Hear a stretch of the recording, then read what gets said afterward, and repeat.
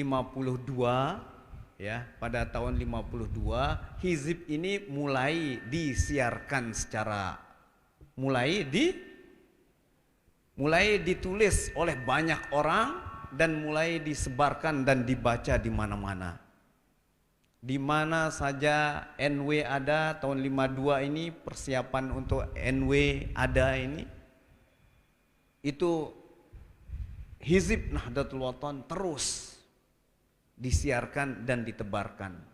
Dan sejak tahun 62, karena NW ini sudah mulai juga ada di luar daerah, NW sudah mulai di Sumbawa, NW sudah mulai di Kalimantan dan di beberapa pulau di luar Pulau Lombok, maka NW ini dicetak oleh Maulana Syekh, kemudian disempurnakan di situ.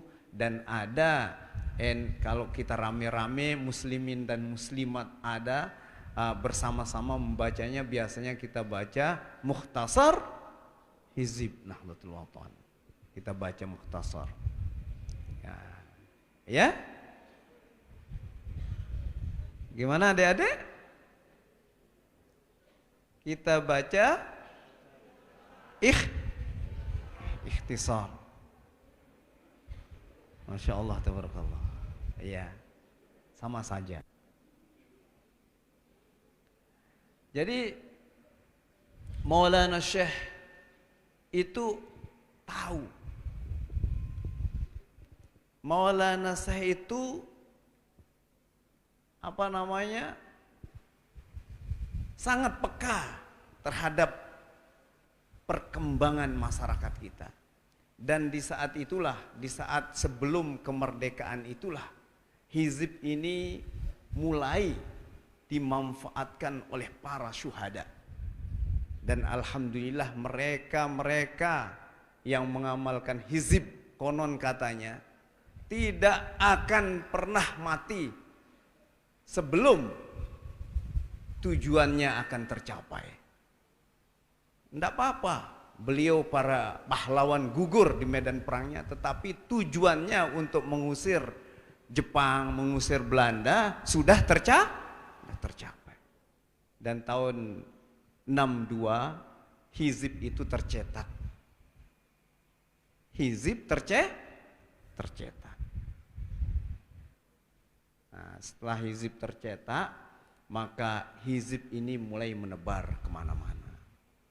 Nah, hasil analisisnya dari para para cendikia, para alim ulama yang terkumpul dalam majelis Aufia, itu dia mengatakan bahwa minimal ada 5 fungsi hizib niki.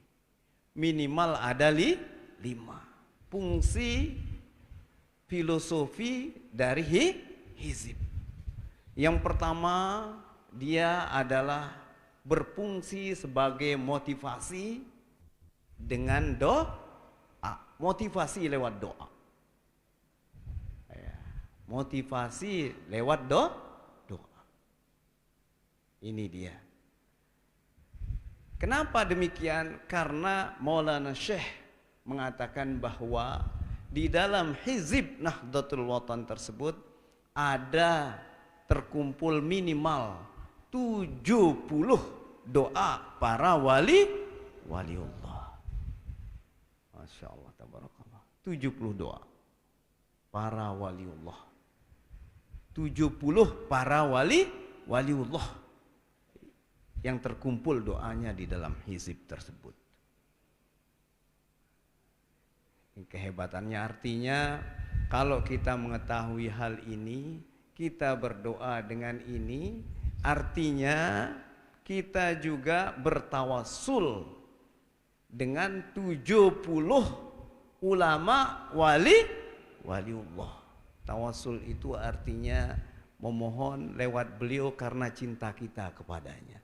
Artinya kita mencintai, minimal di situ ada 70 orang waliullah yang kita merasa dekat dengannya. Masya Allah, tabarakallah. Itu pertama, minimal jadi doa kita, motivasi doa. Terus yang kedua, ini Hizib Nahdlatul Wathon ini dalam analisisnya dia juga menjadi sarana untuk bersilaturahim, sarana bersilaturahmi. Ya, karena seperti yang kita katakan, berhizib itu tidak hanya sendiri-sendiri, tetapi juga bersama saudara-saudara dan bersama masyarakat. Ya kan? Maulana Syekh kan berbahasa seperti itu pada kita ya. Siarkan hizib sampai merata. Siarkan hizib sampai merata, agar banyaklah pendoa kita, mendoa negara, nusa dan bangsa, mendoa Islam senusantara. Artinya hizib itu doa motivasi yang bermanfaat tidak hanya bagi diri, bagi saudara-saudara, bagi masyarakat, juga bagi nusa dan bangsa. Nah, ini dia kekuatan hizib itu mendatangkan silaturahim. Makanya Maulana Syekh mengajarkan kita, kalau pertama kali membuka pengajian dan sebagainya di suatu daerah yang masih sepi, suatu daerah yang masih belum kenal Nahdlatul Wathon, maka mulailah dengan hizib. Karena kekuatan umat Islam itu memang dari doa, Bapak Ibu. Jadi ada di sebuah desa di Jakarta. Nah, desanya Bapak yang pernah menyerahkan wakaf 2 hektar itu, Bapak Soleh. Di situ apa nama desanya ya? Pokoknya bagian desa Bekasi, Bapak Ibu. Di situ itu orangnya masih waktu telu. Masih Buddha di sana orangnya, Bapak Ibu. Masih Buddha bahasa waktu telu. Jadi ketika diajak dia dia tahunya sedikit-sedikit saja tentang agama. Ketika dia diajak ngaji, mereka tidak mau. Tapi begitu mulai diajak hiziban, ini doa agar kita terhindar dari bala bencana, agar kita sejahtera dan seterusnya, diterangkan tentang hizib Nahdlatul Wathon, mulai mereka tertarik di desa niki.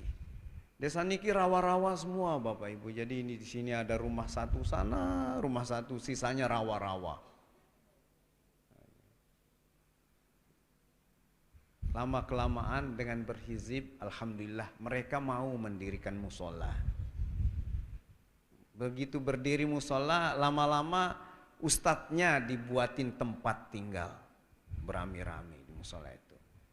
Ya, karena sudah terlihat mau masyarakatnya mengaji, akhirnya banyak masyarakat menyumbang dan bisa membeli tanah di sana 2 hektar, Bapak. Insyaallah tabarakallah.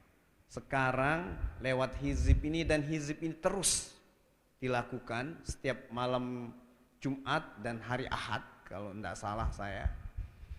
Itu setiap orang yang hadir diberi makan semuanya oleh ustadznya di sana. Namun lama kelamaan karena diberi makan, mereka saling membawa nasi. Ada satu orang bawa 2, satu orang bawa 3, lama-lama nasinya kelebihan. Nah, ini yang membuat ketertarikan orang-orang di sana. Akhirnya yang tidak mau mengaji ikut mengaji semua. Sekarang sedesa itu Masya Allah tabarakallah, semuanya mendukung Nahdlatul Wathon lewat hizib Nahdlatul Wathon. Itu dimulai dari hizib Nahdlatul Wathon. Jadi silaturahminya lewat hizib Nahdlatul Wathon. Dan secara umum di publik, hizib Nahdlatul Wathon niki merupakan identitas dari aswaja Ahlus Sunnah wal Jamaah. Jadi hasil analisisnya dengan hizib Nahdlatul Wathon kita lihat dari isinya, kita lihat dari permulaannya, mulai dari wasilah, Fatihah kepada pendiri, kepada nabi, kepada pendiri, kepada ulama, kepada muslim muslimat. Ini menunjukkan bahwa inilah ahlus sunnah wal jamaah. Jadi orang yang membaca hizib, suka membaca hizib, ini adalah ahlus sunnah wal jamaah. Ini penegasannya, makanya dengan munculnya hizib orang sudah bisa membaca. Kalau orang yang alim, orang yang cendekia sudah bisa membaca, ini pasti ahlus sunnah wal jamaah. Begitu membaca hizib bisa ditebak bahwa kita ahlus sunnah wal jamaah. Apalagi ditegaskan oleh Maulana Syekh bahwa kita ahlus sunnah wal jamaah ala madhabil Imam Syafi'i. Ini dia keistimewaannya hizib. Dan selanjutnya hizib ini juga menjadi benteng, dan ini sudah berkali-kali Maulana Syekh mengatakan bahwa hizib ini adalah sebagai benteng kita, benteng Nahdiyin, benteng Nahdiyat, ya, benteng muslimin, benteng muslimat. Benteng dari apa? Dari segala hal. Ini benteng dari bala. Kemarin apa namanya? Covid, nggih? Covid. Tapi kita kemarin pas Covid tuh jarang ngumpul-ngumpul, nggih? Baca hizib masing-masing di rumah, nggih? Ya, tapi ada juga kalau di pesantren-pesantren tetap aja dia membaca hizib, berhizib. Kayak di desa yang tiang ceritakan tadi itu, pas musim Covid itu mereka tetap aja berhizib. Orang itu benteng katanya. Bisa mencegah dari bala dan bencana. Zaman dulu sudah terlihat, Maulana saya mengatakan ini benteng, dan madrasah kita seluruhnya di zaman Belanda, zaman Jepang itu aman dari gangguan para penjajah. Itu Bapak Ibu. Karena isi-isinya di sini juga banyak sekali yang terkait dengan penolakan dari permohonan agar kita ditolakkan bala oleh Allah Subhanahu wa taala di dalam hizib ini. Dan yang terakhir niki hasil analisis para cendekiawan kita, para ulama kita mengatakan bahwa sesungguhnya Maulana Syekh juga membuat hizib ini di samping menjadi doa, di samping nilai-nilai yang ada secara filosofis yang terkaji tadi, itu dia juga mempunyai nilai seni, Bapak Ibu. Ini hizib ini juga dihajatkan oleh Maulana Syekh agar kita merasa tenang, senang dan nyaman ketika membaca hizib. Ini dia, makanya dilakukanlah hizib itu. Ada yang naik, ada yang turun, ada yang cepat-cepat, ada yang lambat-lambat. Seperti itu. Ini tujuan Maulana Syekh. Masa bekekaya saja, hasil kajiannya, masa bekekaya saja bisa menyenangkan orang. Gitu dia bilang. Sedangkan ini lagu yang berisikan pujian-pujian yang nikmat didengar. Tapi kan sekarang kadang-kadang ngejar waktu, ya, ngejar waktu. La ilah, berempokan bunyinya. Kadang-kadang, ya, apalagi yang sudah hafal, waduh, hilang lagunya. Mestinya kalau dilakukan hizib ini bisa membuat orang-orang merasa nikmat, terhibur dengan membaca hizib. Nah, ini para tolabah ini bagaimana caranya sekarang agar hizib itu bisa menjadi hiburan sekaligus menjadi doa. Nikmati dia. Ummuna termasuk orang yang sangat menikmati hizib. Beliau senang sekali, ya. dengan lagu-lagu hizib itu. Makanya ketika beliau masih tinggal di sini, itu hampir setiap malam hiziban. Bukan hampir, setiap malam ya adik-adik ya. Iya, setiap malam. Umuna. Ya maunya sekarang kalau kalian hiziban di sini, pasang speaker ke sana, ke arah Umuna. Ya, karena kalian tidak diizinkan hiziban di sana kan? Di dalam gedeng Umuna, pasang speaker biar Umuna denger. Hadap Umuna itu pas hiziban. Dan hiziban tiap malam, terus hizibannya jangan ngebut-ngebut. Biar Umuna terhibur dan sehat walafiat. Insyaallah. Ya adik-adik ya. Minta sama ustadznya, tolong speakernya dihadapkan ke rumah Umuna. Jadi Umuna lebih sering kita membaca hizib, beliau akan lebih senang sekali. Dulu setahu saya kalau beliau bangun subuh itu, sebelum subuh kalau beliau sholat tahajud, beliau hiziban sendirian. Nah ini kesukaan Ummuna. Pertama beliau merasa dekat dengan orang tuanya, yakni Maulana Syekh Tuan Guru Kiai Haji Muhammad Zainuddin Abdul Majid. Beliau selalu merasa dekat ketika berhiziban. Dan itu memperkuat jiwa beliau. Yang kedua, beliau Sultan dan ditulis dalam sebuah buku yang cukup tebal ya.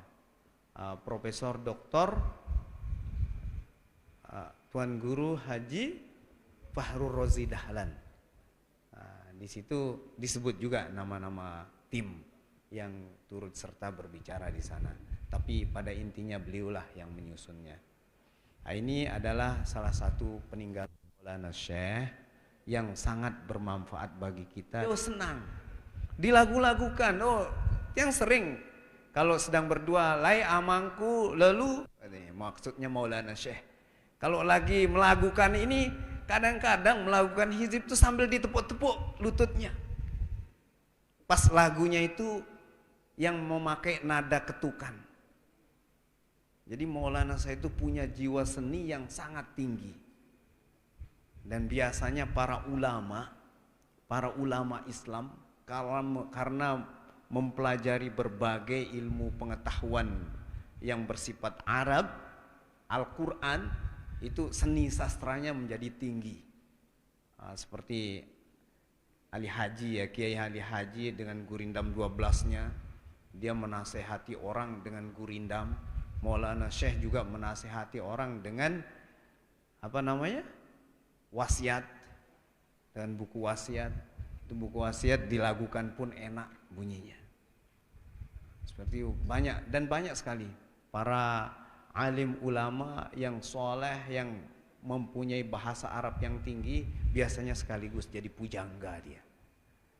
Ya, saya rasa itu dulu sedikit cerita tentang Hizib Nahdlatul Wathon yang sudah dianalisis oleh para cendekiawan dan insya Allah itu juga bisa kita pakai menebarkan Islam, menebarkan Nahdlatul Wathon.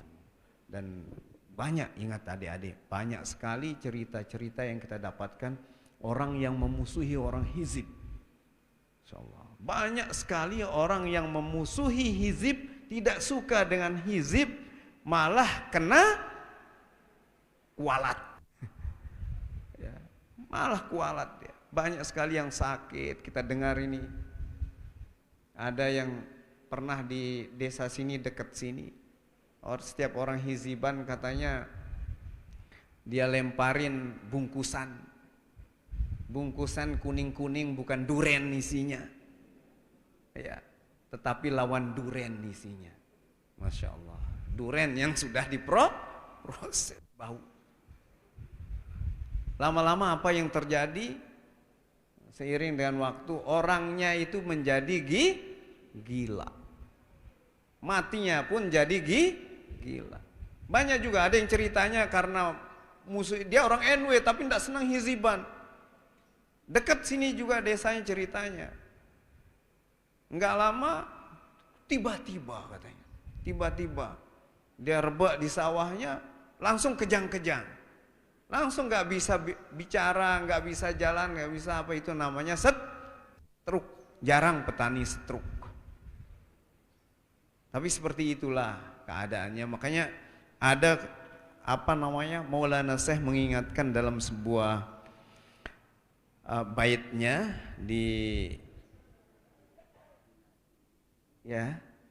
dalam sebuah bait di wasiat beliau mengatakan, janganlah celah hizib nanjaya, karena ia wirid para aulia. Takut kualat, akhirnya bahaya, karena banyak buktinya nyata. Kalau dilakukan mungkin, janganlah celah hizib nanjaya, karena ia wirid aulia. Takut kualat, akhirnya bahaya, karena banyak buktinya nyata. Ya, mari kita sama-sama tebarkan hizib ini sesuai permintaan Maulana Syekh, dan ini untuk kepentingan kita semua, kepentingan kita bersama, terutama kepentingan pribadi masing-masing kita. Nggih? Kita berdoa dengan 70 doa aulia yang dirangkum oleh Maulana Syekh Tuan Guru Kiai Haji Muhammad Zainuddin Abdul Majid.